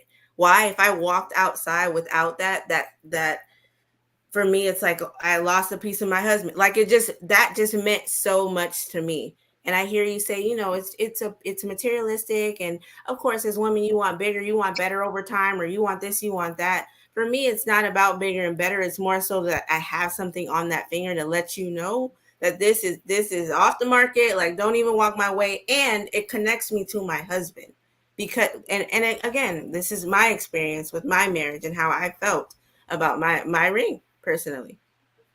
So Brittany, may I? Of course. So I'll show my silicone ring that I got right now that I'm rocking when I'm usually out photography, boom, boom, boom, right? Brittany, what you just said was you had to take your ring off. You didn't say you had to go get something that costs as much as your actual ring. You said you had to get something because you wanted to represent him in your marriage. So what you put back on your finger wasn't your original ring, which is fine. Like right now, me and my wife, we both rocking a silicone ring. We cool. I agree that I do like having the ring on my finger. I'm proud of my ring. I'm proud to be married. I don't disagree with that. But the point I'm making to what you just said is you didn't say that, oh, no, you need to make this ring bigger so they can see this one. You just wanted it on your finger to represent what y'all built, what y'all are. And that's the whole point that we were making. That's like I think the thing is I'm making with the ring. So without the ring, it's a ringless, right? So but the ring that you put on your finger, is it just as expensive as your wedding ring or engagement ring? No, it isn't. Okay, thank you. Y'all can't pose that question back to her as a married woman who has already been proposed to with probably a very nice ring. That doesn't work that way. You're trying to mind fuck her into like the whole like, oh, you were pregnant, you got a silicone ring now, and like that doesn't work because she's married. He didn't present that to her like that. So as long as he presents the ring, the one you actually wear and feel about don't matter after that. Great question. I took that's a bow. That's gonna be my ring. What do you mean? Okay. Okay. All right. Dang, that's crazy. He's not gonna 5 years later downgrade me and like unless I just choose to, like Britt did because of the circumstance. You know, maybe it doesn't, maybe it hits us different because we don't need that to demonstrate our commitment. We don't have a symbol to demonstrate that commitment on the way to getting married. So our perspective may be totally different. Because that's what it is. Yeah, I haven't waited my whole life to have something I knew I was going to do anyway, or how I live my life. You know, so we're I don't think we'll ever see that the same way. No, I couldn't let something that material stop me from being who I'm supposed to be with. You get what I'm saying? Like, that's crazy to me. That's but if crazy. that's the case, then that would just not be a marriage to me. We could talk about being life partners. That's how I feel about that. Like, I'm being so for real. Because that's not going to change me being with the person that I love. But if we're talking about going through and you getting down on one knee in the ring and all that, some people don't even believe in marriage or whatever. Like, they truly, like, they treat it like a quote unquote marriage. They never get rings and they just call each other life partners. So who created this whole concept of getting a ring to be married? Because a long time ago that didn't exist. So someone thought of that and we all bought into it. Yeah. Mm-hmm. Yep. I sure did. People that didn't want to be life partners. That's crazy. But I think, and what I'll say to this too, I have two things. So my thing is, like, to Louis, to your point, right? I don't think that anything that you said about like the man being the man and the actual marriage being what's important, because I do think I do definitely agree with that. Like, for instance, I do not want a big wedding. I've always said that. I do not want to spend all that money on all the things for me to not even eat a piece of my cake, right? Like, that's one thing that I feel. But at the same time, like, and I was asking this because, like, I know we talked about this, I think, before, having like your wife get like an upgrade, right? Like on the ring and all those things. There is something to that, because if there was nothing to it, she would have the same ring for all of the whole marriage. There's just something to it. Yes, it wasn't like that back in the day, but times change. The times literally do change, and there are certain things that we do buy into. You know what I'm saying? Like, even, and I'll even go to this, like back in the day, it was like, all right, we got none of this. We jump in a broom. Mm-hmm. Yeah. That was for that particular time. It is different. And so to then say like, all right, well, fine. Anybody that doesn't jump a broom, the wedding is like, you know, whatever. It's like, things do change, and that's okay. I don't think we should be, you know, be made to feel weird about wanting the full experience. And my thing is, if you do want to marry me, then that's cool, right? So for me, I have no issue if I know that we're going to be in this thing for all of time and all of that kind of stuff. Then yes, I'm willing to wait an additional 6 months, a year for you as a man to save up whatever amount of money that you need to, because we are in this for the long haul. But I still want to have that experience. I'd probably be able to agree with you guys if it was someone else that wasn't getting thousands of dollars. It only benefits y'all, like, you know what I'm saying? Monetarily wise, it's like, it's easy to say you want it and you expect it when you get thousands of dollars on your ring finger. But so I'll just leave it at that. When Prince had said earlier about us being married, speaking on it, I would go more so like, you know, us as men don't get anything till the actual wedding day. And when Asia spoke, and when y'all both spoke about the experience and robbing you of that experience and asking the questions, your girl asking, your family asking you, oh, like, how did he do it? Let me see it. I get that. You know what I'm saying? I get that. And I honestly, I'm a firm believer in it gets harder the older you get as far as expectation. You know what I mean? Like, you want nicer things. Like, I would tell y'all a crazy story, but I know we got to transition to the top of the night because I'm going to be real. Like, and it was on me, but like, I bought a ring and it was like, huh? Oh, But you were young. You were how old? It doesn't matter. It does. It does. No, it does. At 31, you can't bring me that ring right now, Keenan. Well, this topic hot, boy. So I got a question. You telling me it don't matter, but 15 years later we still together? No, I'm saying. Hold on, time out. I'm saying you telling me it don't matter, but that same person 15 years later I'm with her. Keenan, but how old were you when that happened is what I'm saying. The Why does that perspectives matter? are different because when you are 19, 20, 21, 22, 23, your standards and your tastes at that age are different than what you are whenever you are at this point in your 30s. We talked about this before. Absolutely. So it's just Yeah. like people No, but can't that's not what I'm approach you saying, the same Princess. depending on what age it is. No, I agree with that part. But what I'm saying is when I did it then, it matched what both of us could afford. And it was still a hell no. It Well, matched what both of us could afford then. So I get what you're saying, but like now at our age can't help now, you on that. no, She eventually said yes, so it don't matter. but the point I'm making Exactly. is, but the point I'm making is, you get your dream ring, you get the ring that you thought the world of, this is the one. You gonna want to upgrade 10 years out. If he gets you the top dog ring at the top of the list, you gonna want to upgrade. And I got you your top dog ring. Okay. Oh, okay. It depends on the woman. It depends on the woman. I don't think every woman is into that like that to that extent. It's not that big of a deal, especially by the time you reach the upgrade point. If y'all have gone through some things or you have to prioritize other things. And as we evolve and change and get older, we realize where our priorities lie. I'm not going to be stressing you to get another, to upgrade me to this extravagant ring. Like we're content in our marriage at this point. Yes, of course. I like what I like. All right, I got you. Wait.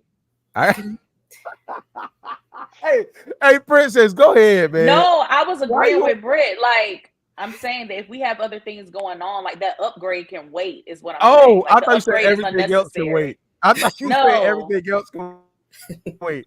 No, I'm saying like the upgrade will be unnecessary. Like, like she was saying, like all women aren't like that. Yeah. All right, men, we need to start a new tradition for men.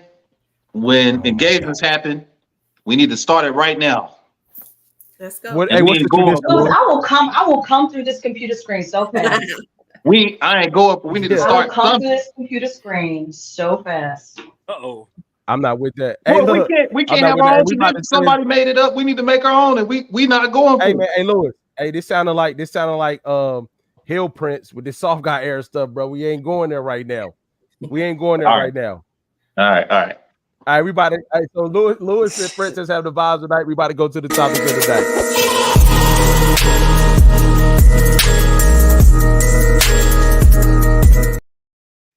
Oh, that was wild, bro. That was wild. All right, it's Louis and Princess. It's all y'all. Hello, everyone.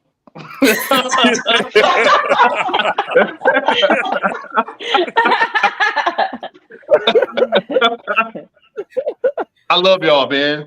So listen, great healthy conversation, by the way. So speaking of polarizing conversations, this year is a very important year in everyone's life, especially us in America. And a hot topic is politics, right? So we do not lean to either side here on the Millennials versus the World podcast, and the thoughts of each individual is their own thoughts. All right. However, I do think it is important to be able to have some type of discourse about it publicly.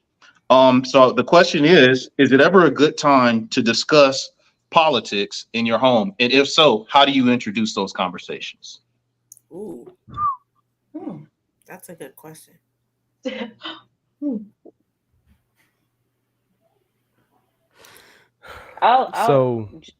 ahead, Princess. No, I was gonna call on somebody. You go ahead. You volunteer. Go ahead. So this is the thing, right? I'll put myself out there for a second. I was never really taught politics. I learned them as I got older. I was never really taught that coming up like that. Like the true meaning of it. Like you hear vote when you turn 18. It's important. Take your right and vote. I think the thing with politics that's hard, a tough conversation. I think as you grow, the household I came up in, the same rules don't apply as the house I'm creating. So the things that they wanted to do or the things that they supported look very different as you get older. I think the hard part about it is like there's always a direct judgment about who you are if you pick a side. It can never be about what's best for you individually or what's best for your interests. I think it's tough. You know what I'm saying? Not speaking on the 2024 one election specific, but like, I don't know if you can bring that conversation up outside of people that you trust because, bruh, workplaces everywhere else, it's a straight judgment zone. If you say any of the above, if you say red and blue, we ain't talking about Crips and Bloods, but like, that's the only other time it gets real iffy. Like, you can't wear those shirts, you can't show your support now because you're automatically a type of person if. You know what I'm saying? So to answer your question, I don't know how to introduce it. I know that I've learned way more about politics as an adult than I was ever taught in school or in my household coming up. And I focus more on my local ones than I do a national. I'm not gonna say I don't focus on the national ones, but I think I'm more committed to what's going on around me because I'm more directly impacted by that. Well said. Well said, bro. That is Appreciate it. I think it's always a great time to bring it up in your household. It's hard for me to implement that now, considering I sit so close to politics in my career.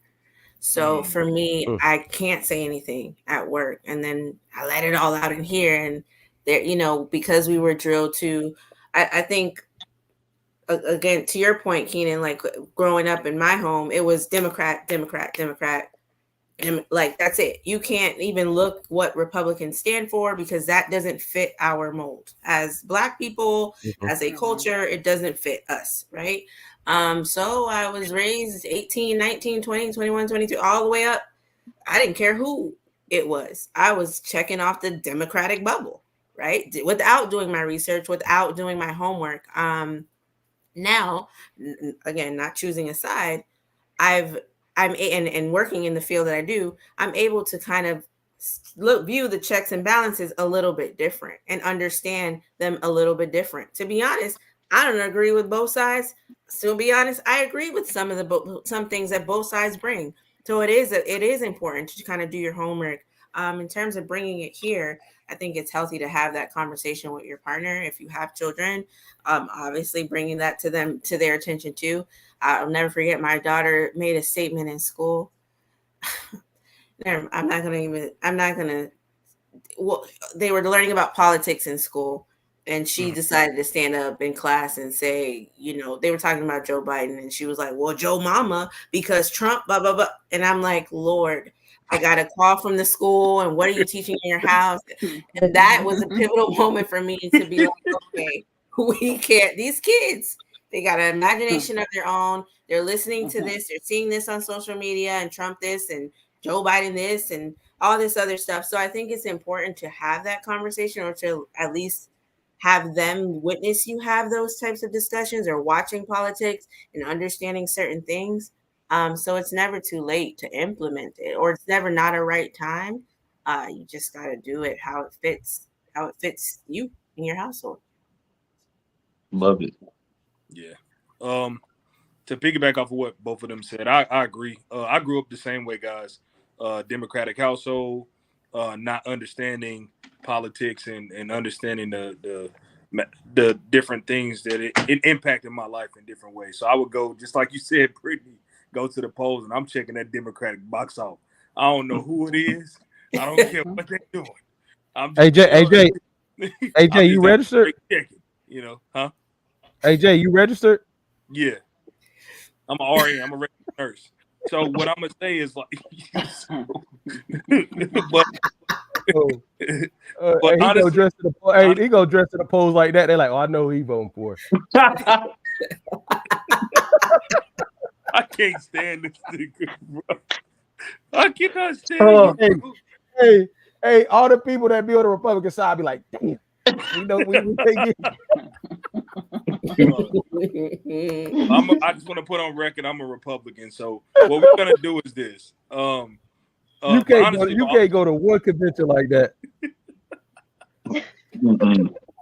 Hey, go ahead. I cannot. All jokes aside, long story short, though, honestly, based off what you guys were saying, once I got older, I wanted to realize how I want to run my household, understand what values that these different candidates bring, the value that they bring to my life. that helps me make my decision. So it's not really seeing blue, red, or Democratic, Republic. It's more so about seeing what I see fit from my household. Mhm. It's how I make my decision for my vote. Yeah, I I feel like a lot of us grew up the same way. I did not know that there were like in my household it was Black people are Democrats. Like I just thought you're Mhm. Black, you're a Democrat. I think the Mhm. first time I met someone that was a Black Republican, it was the most shocking thing to me. It was like you, uncle. You know what I'm saying? Like what? What? Yeah. Like we don't do that. You know what I'm saying? And so for me, and I think that that was also like generational, right? So like I'm realizing now as an adult that my parents don't know that much about politics, right? In the ways that I now have questions, and I'll go to my parents and like, wait, okay, wait, so what does this mean? And y'all know there's like new terms because I feel like nobody was saying a leftist and a this is, a couple 10 years ago. Like it wasn't even a thing. So even the language around politics is changing. Um, I remember there was something that we did when I was in college with the NAACP, and they covered up the parties, right? And they just had the policies and a little bit of what the policies were. Um, and you had to circle which policies you agreed with, which ones you have more questions about, which ones that you did not like. And for me, it was the first time to Bridge point that I was like, wait, hold up. I like some of those policies. Okay. And for me, it really was, I felt like I was betraying my race, no lie. Mhm.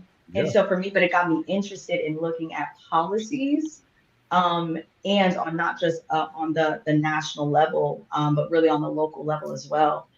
So for me, I think it's super, super important to talk about it in the households, just even understanding the different language that's around it, looking at the different policies and stuff like that, because the rest of the world is going to talk about it. So I don't want me and my family to be thrown one way or the other because of what everyone else is saying and doing. That. Mhm. 110%. That's good. Love it. I love it. So as far as the debate, right? Kamala's debate in Atlanta, where Meg performed. How did you guys feel about that? And Quavo speaking, like using the hip hop artists. Mm. Do you Trump feel the has done performance it was before. appropriate? Trump I has feel done like it's insult. I want to say one thing. I feel like it's insulting Insulting to Only because because it's like to you're us. pandering to us, like to the minority, to Black people. Like everyone just said that there's a connection to the Democratic Party. Kamala, whatever race she identifies as, that's to be determined. But it's like you are pandering to get to us, right? And I think that for me, especially, I want it to be what it is. Like you don't have to try to get my vote by giving me what you think I want to see. Policy is really the objective.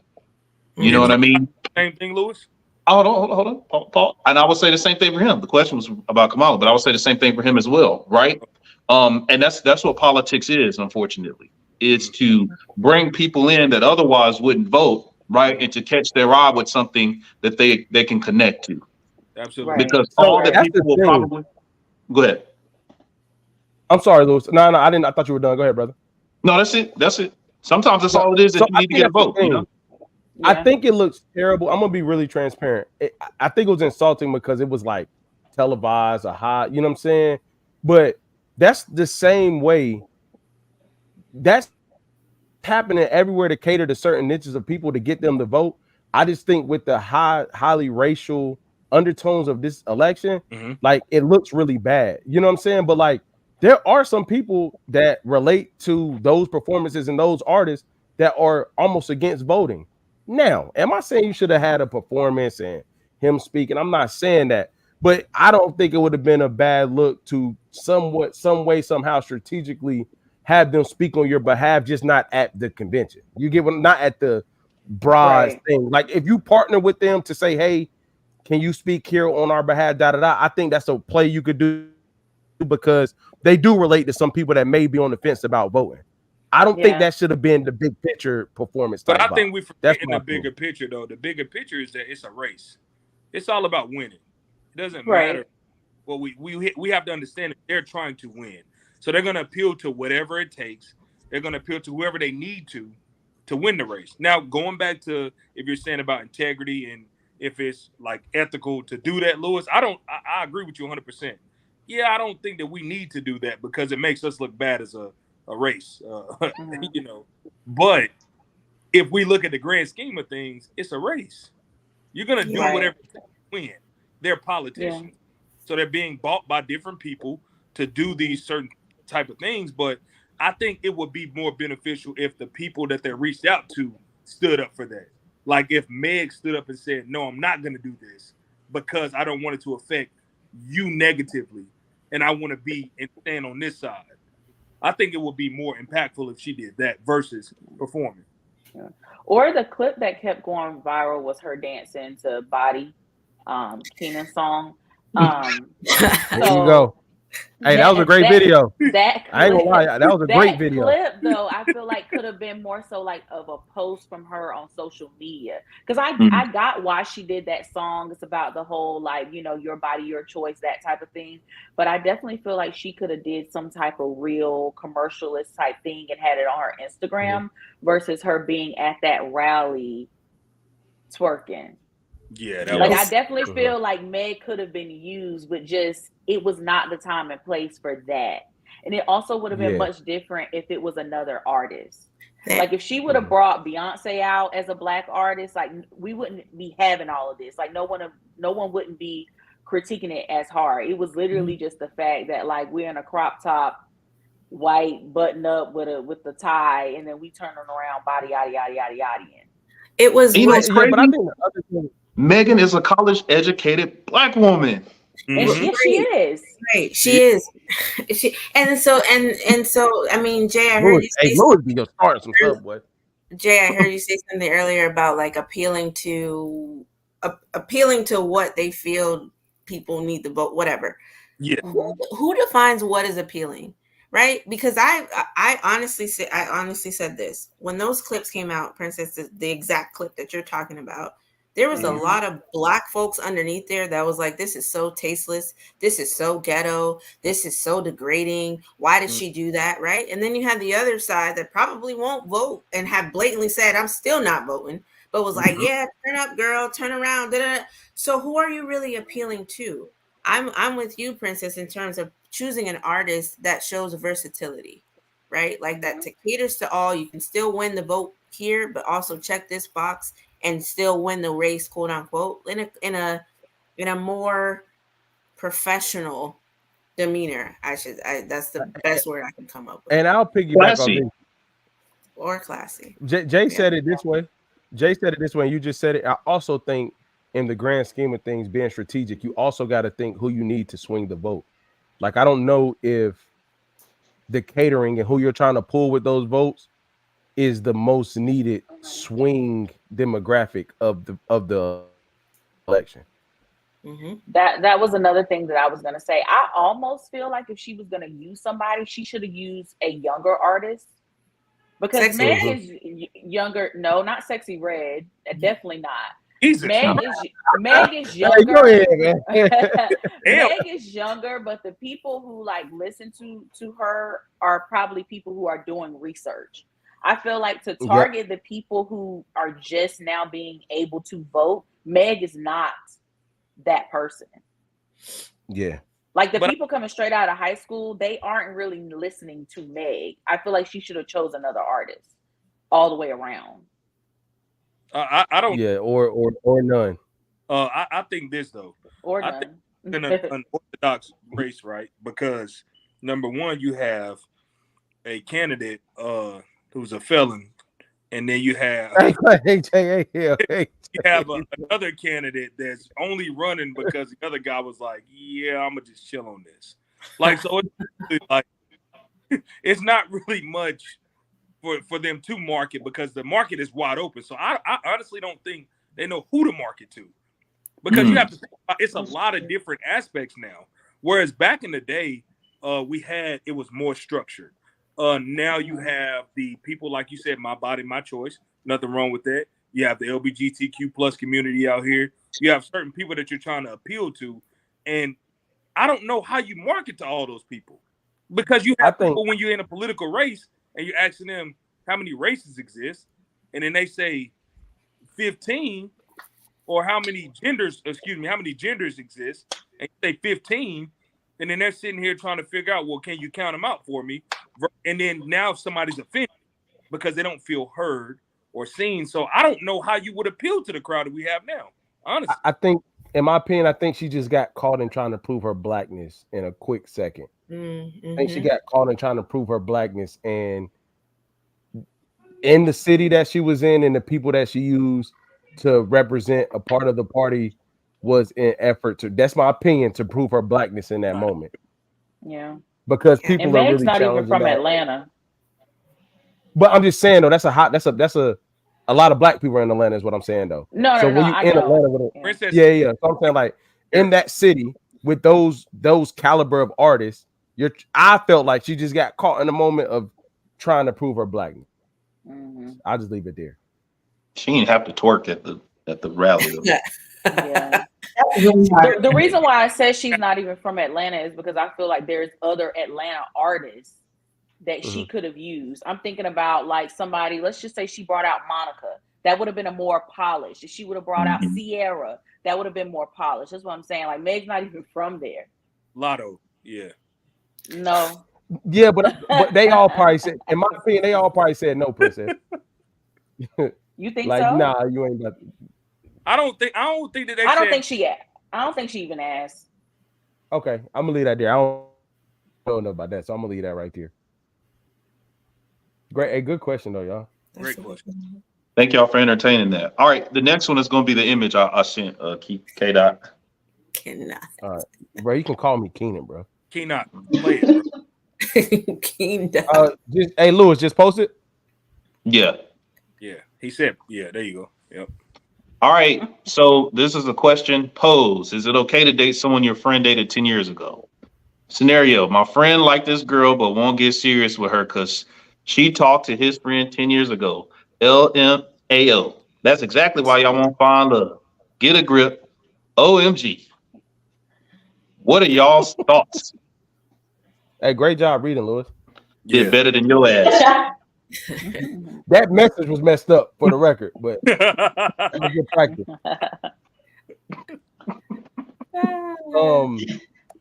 I'm not gonna cap, bro. 10 years in my 20s, 10 years pre-20s, cool. 10 years from now, hell no. I'm not gonna lie. Like if I was 20 and we 30 now, I probably wouldn't care. Like that's a whole different ball game. But like if anybody, like again, back to earlier what we were talking about, if I call you my friend in 10 years from now, no. I kill you. Yeah. Nah, but if we talking about college, yeah, that's like fair game. Yeah. That's fair game. That's fair game. That's fair game. Me- And this yeah. is the thing. Yeah. I put in another caveat. We couldn't have been like together. Super serious. Yeah. I love how Hell black people describe stuff by saying it twice. Yeah, for real though. Oh, bro, because I'm gonna look at you different. I'm like, bro, what was you thinking when she was beside me, dog? Right. Yeah. If it was like somebody you just smashed, it's like, all right, that was 10 years ago. Like I hit that 10 years ago. Like it's all right. I got a question. If your friend didn't know, would you feel obligated to tell them? Yeah. Definitely, for sure. If that's my friend. Yeah, Keenan I'm yeah. Look at him. Huh? Together. Nah, I'm gonna be real with you, brother. I know this might go left. Me and my friends don't have the same types. It'll be hard for us to come across the same woman.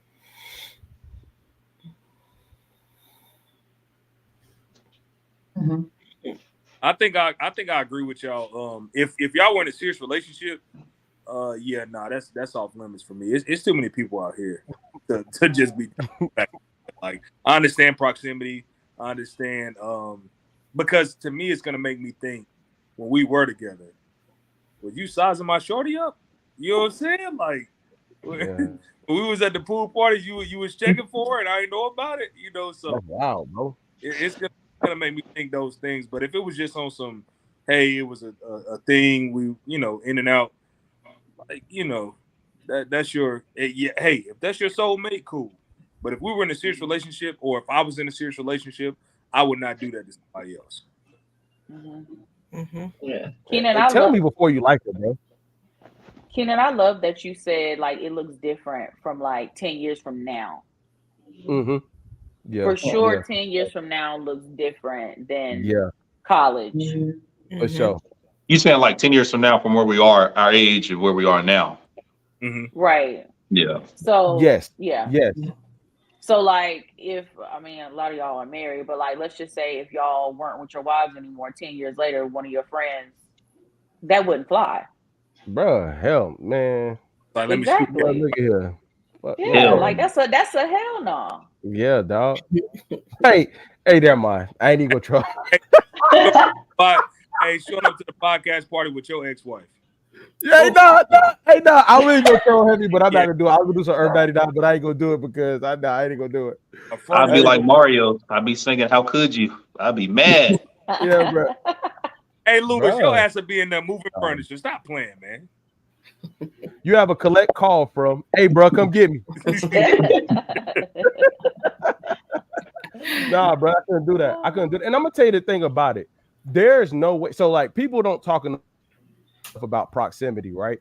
Like, Yep. The thing that's dangerous is like, I used to always. My mom used to say this when I was younger. She was like, "Hey, why you and your lady, you and your friends, like, if you the only dude bring your girl around, like, stop doing that. Like, you and your girl and your friends can't be hanging out." I'm like, Mom, they chilling, like, it ain't. But the thing, obviously, nothing happened then. But I think the thing is, sometimes with proximity, and if you don't have the right people around you, you really are opening the door to stuff you don't know. You know what I'm saying? Like, people really start vibing with each other. You know what I'm saying? And they start to get a little iffy. Because if you think about it, and I'll say this too, 9 times out of 10, people have already met the person that they're going to be with. Let's say 7 times out of 10. You cross paths some way, somehow. And then if you keep ending up in proximity with these other people, like, you're just exposing that to others. You know what I'm saying? So I think it becomes tough because people don't think about it like that. But like, hell no, man. If I called you a friend, hell no. Yeah. What if? This is just a question. Just a question. No. Sound like she was really quiet for a while. I mean, I agree with you all. It's girl code. I would never do that to any of my friends, and I hope they wouldn't do that to me. But would you at least would you kiss them? What if two? What if you and your friend liked the same dude or had eyes for the same dude, right? 10 years ago. And your friend comes to you and they're like, "Oh, I'm feeling such and such." All right, cool. Well, I'm not really dating him. Go ahead, you can have him. The friend goes, dates him, doesn't work out, better off as friends. Now you're feeling him. Is it then wrong to get with him if there's a 5-year gap, 10-year gap, or whatever? Because both of you were staring at him. You did say no, you didn't want him, but deep down you knew that you liked him.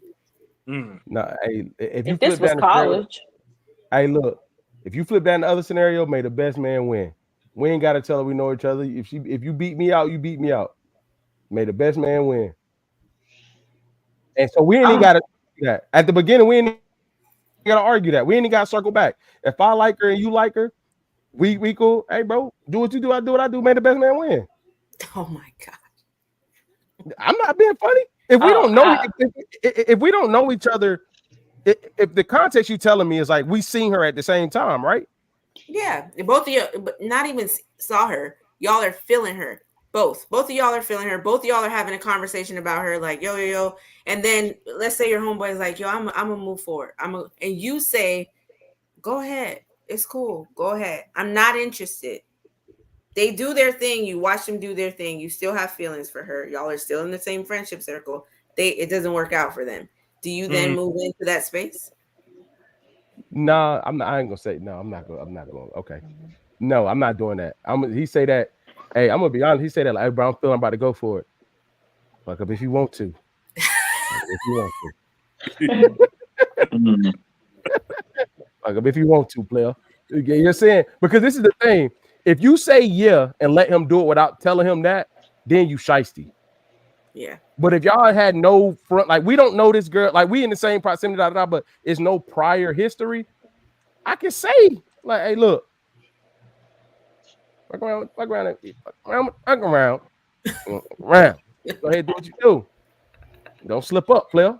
Okay. May the best man win. Because I would never tell my bro not to go shoot a shot.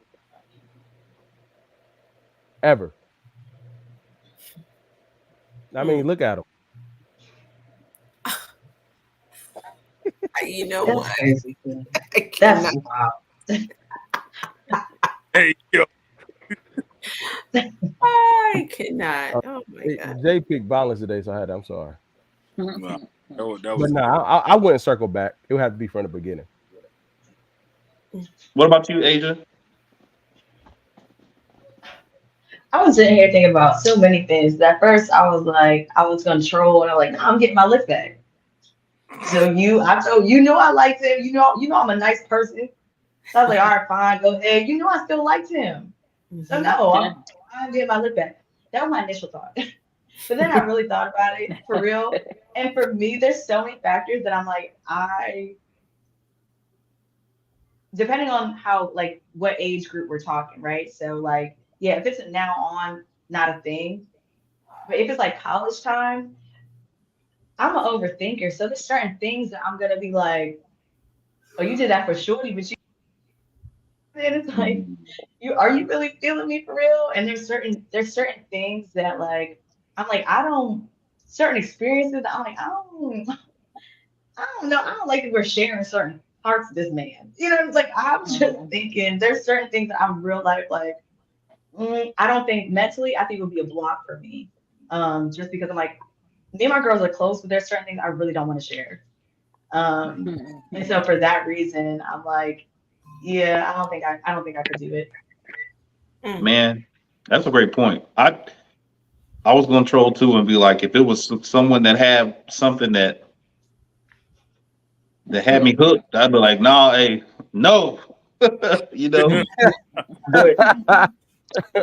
But I will say, like, and as I've gotten older, I know how hard it is. Man, this is gonna be a soft answer, but it's true. As I've gotten older, I do understand how hard it is to find someone that you love, right? And if that person, if it was like if they were really serious about it, and it was like it seemed that person made them better, then I'd probably be willing to accept that because I would want to see my friend happy. You know what I'm saying? I know that sounds crazy, but if it really was someone that improved them and their life, and even I would suppress my feelings for it. That's easy. You talking about if you already been with her? Yeah, if I'd already been with her. Yeah, that's easy for you to say. Because I found somebody. He see you. No, because if you already been with her and y'all didn't work out, and then your friend got with her, it's easy for you to say, yeah, you know what, bro, go ahead. Yeah, of course. Yeah, exactly. So that ain't really profound. That's easy. What about if you on the other end? He been with her and you really like her and you in love. She gonna love me, man. She gonna fall in love with you, boy. It's gonna be my choice. But it's after she fell in love with him. It's nothing like this Lewis experience, man. Exactly.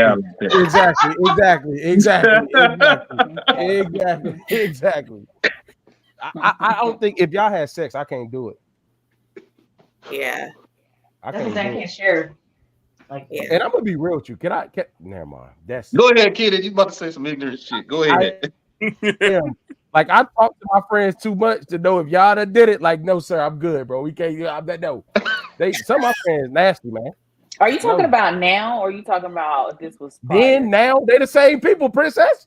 Okay. Some of them jokers nasty, man. Ain't no way. Nah, dog. I can't do that. Nah, dog. If we been real, like, nah, man. So them jokers like, what? Hold on. Like even like I'm gonna tell you the truth. That's like honestly, they say like the times matter. If they say like, nah, bro, we don't want possibly. If it hit 2 through 5, nah, you don't. You done did some stuff that out. Nah, I'm good, bro. Cause you nah, no, hell no. So Brittany, hey, that's like the same equivalent of like Princess done had him first. She had him Putin and everything, right? And then now, Lewis wasn't there for the Putin joke. Wild. Lewis don't know the Putin joke. I think he's heard about He it. don't We told him about it. no, We're not doing that. We're not gonna explain it to you tonight. Thank you. Yeah, ain't no way. But nah, not my friends, man. They nasty, bro. But what is it, Jay? What? Take the Putin out and answer the question. yeah, I took the Putin. So go ahead, Keenan. What was you? What? Hold on. Nah. I don't think that came sex out draws a right. line. Yeah, I don't know what. Wait. I have another question. I have a real life scenario. I was thinking about it. I have a friend who dated somebody. No, I have a friend who met a girl.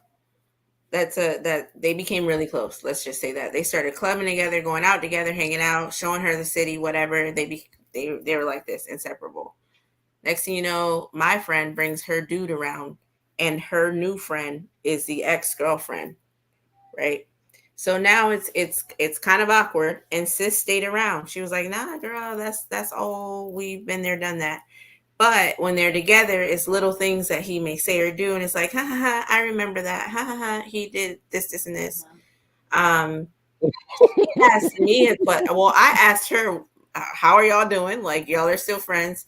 And her response was, "No, I couldn't handle the constant reminders of what was done in their relationship." So my question to y'all is, do you feel like you would have to end a friendship that you created a bond with because you're dating their person? Or would you try and separate the two and just ask the friends, "Hey, stop talking about him"? Like, we've created, their friendship was pretty strong. Would you get rid of your friend, or would you just ask to stop talking about him?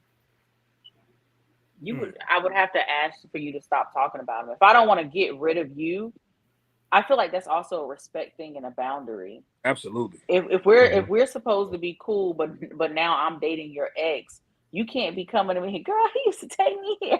Because what? You can't. Like, I don't want to hear about how he used to touch you, where he used to take you, what y'all used to do. I don't care. So I feel like either we're gonna have a conversation. There's gonna be a boundary, or you can't be in my life. One of y'all. Because it's gonna have to be a boundary with him too. You can't be like, we can't be all out together and then you doing little inside jokes and doing the little laugh where you hit somebody's shoulder or hit somebody's thigh. No, y'all can't do any of that. None of that. It's awkward. I don't think that's a sustainable situation. No, I don't either. I know. I'm not. I'm gonna be honest, and this may be contrary to belief, because like I would just have to break the thing off. I don't believe in giving up my friends, yo. Like, my friends valuable to me. Like, if I got to give up my friend to be with somebody, I'm not doing that. Like, that's just me. Like, and again, I don't use friend loosely, so I'm like, now don't get me wrong. Like,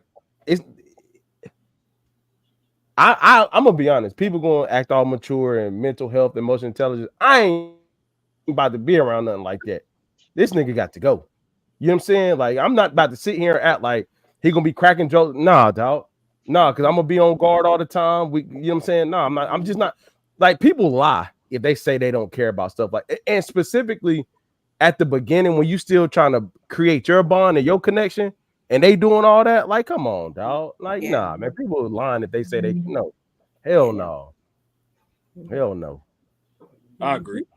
I remember when we used to. Bye-bye. Yeah. Right. Yeah. Exactly. It's the touch on the shoulder. What are you touching? Yeah. What are we doing? What are we doing? And then Asia, she touched the shoulder and said, like, "What, you jealous or something?" What you do, Asia? Yeah. Mink. First of all. Mink. Who said mink? Who said that? Hey, Princess. Mink. Asia, what you doing? What you doing? She touch on the shoulder and say, "What, you jealous or something? He yours now." Mink. For me, it's really very calm, very smooth. He is with me now, so I really need you to back up. So he is with me now. Remember that. Yeah. Okay. Cool. Passive Because the aggressive. story's not that funny. It was really not that funny, and you're not that cute. That's it. Damn. Woo. Dang. But see, like, I don't need to like, yeah. Get him. Collect call from. Hey, get me out of here, partner. I've never heard Asia talk like that. That's impressive. Yeah. Yeah. That's scary. It is kind of scary. No, it is kind of scary. Yell at me. Yeah. Yeah. Yell at me. Say that. Hey, give me the shorty nerd jersey. I'd rather have that. You get silent like that. I'm not getting in the car. What do you mean? If my shoulder just got tapped and you say that to her, I got to get an Uber home. I'm not dealing with the conversation. Ain't no way. Nah, dog. I think, but to answer Brittany's question, I think it's just disrespectful in general. Honestly, yeah, for sure. Not only because you have to deal with that, that mental thing going on of, oh, this happened, but you got to think, you said y'all were friends, right? So obviously that person has told you some things that y'all have done before. So when they start bringing up certain things, you're going to start being triggered and thinking of, well, damn, you told me that of. So I think it's just too much mentally to deal with. Yeah. For me. Mm-hmm. It's a lot. I'm not. Yeah. I'm nah. Fuck that. Lewis, do we have another video, or are we going to the next question? I'm just making sure. I think we'll end it with one last question. You want to go with it? Yeah.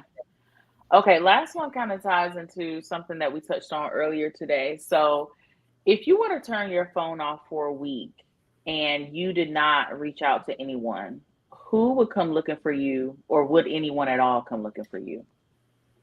Damn. Partners don't count, right? Yeah, partners. If you live in the house with them, it doesn't count. Okay. So if you just for a week did not make any contact with anyone, who would come looking for you, if anyone at all? Physically? Either way. Like physically, or who would be blowing you up? Like, where you at? You okay? I just realized my friends ain't shit, Princess. Right. I was just to say, I don't know. I'm about to start crying. Like in a week, because of lifestyle, I don't know if they would question a week. 2 weeks. Actually, the only person I can say, one person, it would be my guy best friend. Mm-hmm. He would come looking for me, and it's only because we have had check-ins every week for the past 8 years, and we don't. And if we miss it, we communicate about that. And because I live on my own, very protective, so it would be one of those like, no, something's not right for a whole week to go by. Okay. But I'm such y'all know how I am. I don't really talk like that. I really don't talk to that many people on a weekly basis. Mm-hmm. Mm-hmm. Oh, it wouldn't be. You want to know? It would have to be a month. I'm sorry, go ahead. Yeah, you know what? I take that back a little bit, because when I think of the context of turning the phone off completely and not just text messages, I think my friends about, oh, bro, like being how like constantly I'm usually posting or connecting or talking about stuff. My friends are like, oh, bro, I ain't seen like Snake ain't they ain't coming to where I'm at. I guarantee that now. But I think maybe day 4 or 5, they'll be like, hold up, now ain't nobody coming where I'm at. They'll just be like, oh, bro, like wellness check. But I think most of my friends, I ain't got that many friends, but I think they would, when you put in the context of turning the phone completely off, like not responding to anything. Right. Not posting, not responding. Yeah, my friends, yeah, they'll be like, hey, bro, like they might text my wife and be like, hey, is he alive? Might. A week is the part that I'm struggling with. Yeah, I think 7 days is too short. I have people that will come looking for me in a day. Damn. For real? A day? Yeah. Amazing. Yeah, for sure. That's good. Multiple. That is good. That is good. Mm-hmm. Specifically, my mom for sure. Yeah. Mm-hmm. Okay. That's Greg fair. would too, but my mom for sure. My mom is like, when I tell y'all my mom would be so ready to call the police, Like she is so like OD sound the alarm. For real. Like if she, especially like if I'm traveling or something like that, like whatever. If my mama call me and I don't answer the phone, and she call my sisters and be like, "Have you heard from her?"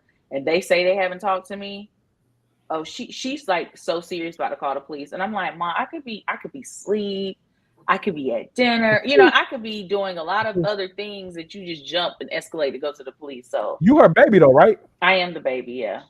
Yeah. You are. That ain't gonna never that.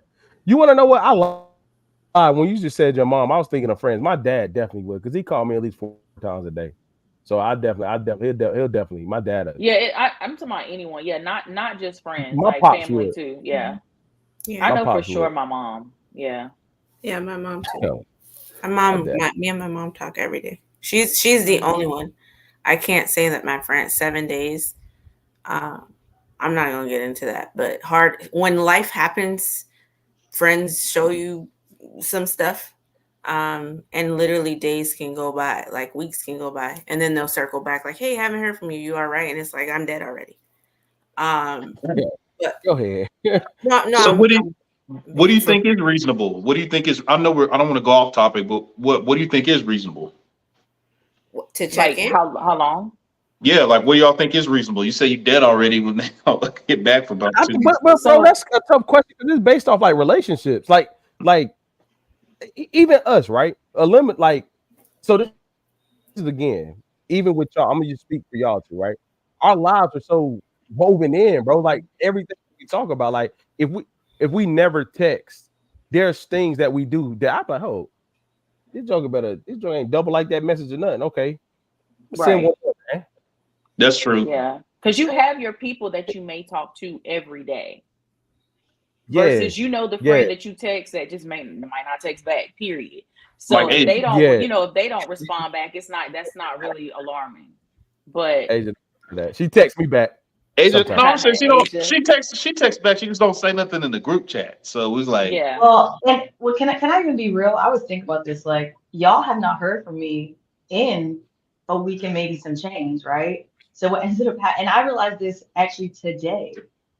WhatsApp, like, was how sometimes your phone will like uninstall an app, and so you have to go Mhm. back like reinstall it. Whatever. Like, I Like didn't even quick, have WhatsApp on my phone. Yeah, didn't even realize it. Like, I'm Oh, such a, and I at this moment, I'm not gonna get. Um, oh, I'm frozen.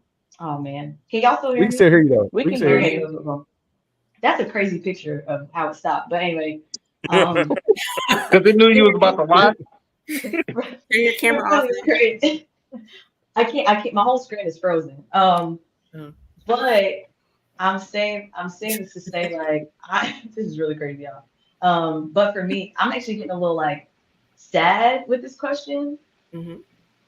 because like I'm realizing, like, even y'all are saying like your parents, would reach out. I realize every time my dad, and y'all know how I feel about my dad, but like every time he reaches out to me, he will joke and say like, "Have you seen my daughter?" Or like, "Is my daughter? Thank you for calling." Like, her pictures on the back of milk carton somewhere. You know what I'm saying? I literally don't have anybody that except for my guy best friend that I probably talk to, at least saying something every single day. And it's one of those things that's like, So, it's on me. may I? Yep. Is it have you always been that busy? Let me ask this. Was there ever a period, did you ever go through a period of time where you were the check-in on everybody person all the time, and it wasn't reciprocated? Have you been that person where you made sure for a long period of time you were texting people, "Hey, what's going on? What's going on?" Or have you always been busy and not really attentive to like a phone or communication like that? I've always been like, I haven't really been I was never like a distant friend, like like in the physical sense. So like I was a proximity friend. So like I was Hmm. the type of, like, my friends would just come to my house, or I would just drive to their house. You know what I'm saying? I was never like an on the phone type of thing, but y'all know I've lived in so many different places. Um Hmm. so I think it's just gotten worse over time, to be honest. Um But I would just say give yourself grace, because when you do move in a lot of places, you're restarting your life so much that you have no choice but to focus on moving and getting acclimated to the new environment, and then going on trying to reestablish. Because I've only moved once in my life, right? But even when I moved once, it was so hard to keep relationships going, especially now that I have kids. So I would just say, don't, feel your feelings, but like give yourself grace, because moving and trying to take care of yourself isn't always a time where you can think about everybody else. That's tough to put that on yourself.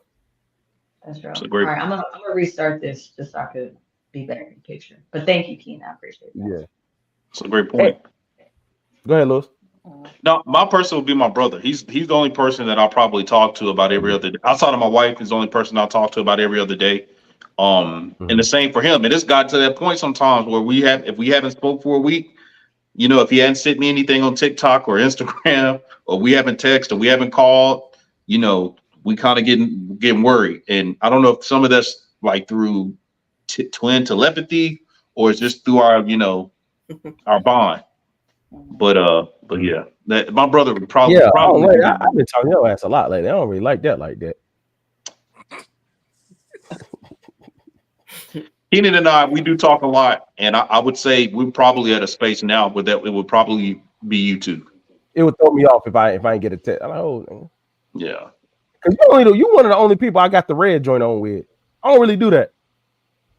Because if I don't care, I don't care. But other people, I got to know if you. At least I know you alive. Your phone working, then I can sleep better. I'll be good. But Keenan, I want to say this to Adrian. Okay. Huh? I was gonna say you've taught me how to be a better friend. I will say that. Oh, appreciate that, bro. I've always operated a certain way, and like if you fit in my box, you fit in my box. But Keenan you've created a space and you created a expectation that I feel I'm obligated to meet because you earlier you talked about how you value friendship, and once you extend that, I feel like I have to meet that, even if it's unfamiliar. I'm not even gonna say uncomfortable, even if it's unfamiliar. So you do a great job of projecting what you expect from your friends, and I feel like I'm a better friend for that reason. So I give you those props. Oh, salute, bro. Salute. And I'm gonna say this. I'm gonna be quiet. I know we get 2 hours. The thing to Adrian's point earlier that I would say, another aspect of that is like even being woven into each other's lives. Like if I talk to, this is just an example. If I talk to Princess and she's like, oh, I talked to Lewis the other day. To me, you're good because she talked to you. So I wouldn't necessarily reach out to you because I know that somebody that has your right intentions in mind talked to you. So to me, I'm not checking in on you, but I know that you're good. Does that make sense? Mm-hmm. Yeah. So a lot of times it's like the kind of like check in by default. Oh no, we rapped the other day. What they got going? Nothing. Da da da. Or you ever talk to somebody like, when the last time you talked to such? Oh shit, we was kicking it yesterday. That makes me feel better that person was seen or heard, or you hollered at them. Right. That's it for me. Jay, did you answer? Just my mom and my daughters. No, they live with you though, so they can't count. I mean, I know for y'all would, my friends for sure. 100%. Yeah, we too intertwined. We definitely too intertwined. 110%. Great questions. Yeah, for sure. Great questions, y'all. Yeah. That's the last one? Yep. Hey, look, man. Appreciate everybody that's been tapping in tonight, man. Again, continue to click the like button, subscribe. Again, NC, we coming September 28th. We'll be in North Carolina for the podcast party tour. Stop number 2.